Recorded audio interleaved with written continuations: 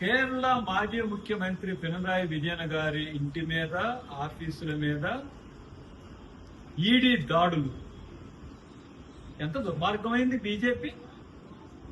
ఏంటి మీరు బెదిరించి పార్టీని లేకుండా చేయాలనే? 10 సంవత్సరాలు అనేక ఎన్నికల్లో ఓటమి గెలుపులు ఇవన్నీ అనేక అంశాలు ఉంటుంటాయి. గెలుపులు ఓటములు వస్తుంటాయి. గెలుపు ఓటములు లేకపోతే ఎన్నికలు ఎందుకు?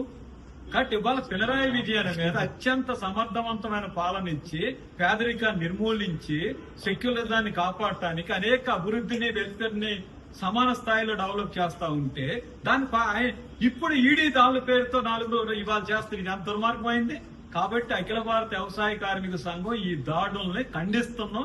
ఇది దుర్మార్గమైనటువంటిది. ఇలాంటి వాటితో ప్రజా ఉద్యమాలను అనసలేరని నరేంద్ర మోడీ గారికి హెచ్చరిక చేస్తున్నాం.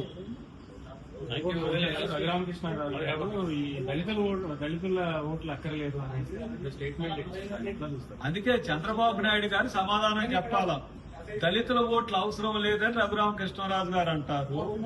అసలు ముస్లింలే నాకు అవసరం లేదని బీజేపీ ఎమ్మెల్యే బెంగాల్లో ఓపెన్ అసలు ఇంకా మనం రాజ్యాంగంలో ఉన్నామా?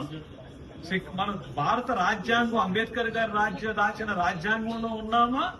లేదనుకుంటే రఘురామకృష్ణరాజు గారికి ఒక రాజ్యాంగం, బీజేపీ వారికి ఇంకొక రాజ్యాంగం, లేకపోతే మరొక రాజ్యం. ఇది చాలా అన్యాయమైనటువంటిది.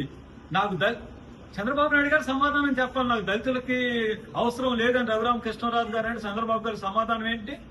లేదు, రఘురామకృష్ణరాజు గారు ఇంతకు ముందు చెప్పారు, ఇళ్ళన్ని కూలుస్తా ఉంటే ఏమిటి?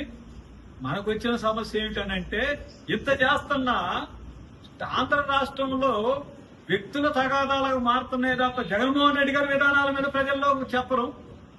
ఇలా ఇప్పుడు రఘురామకృష్ణరాజు గారు ఇల్లు కూలుస్తుంటే మరి జగన్మోహన్ రెడ్డి గారి వైఖరి ఏంటి?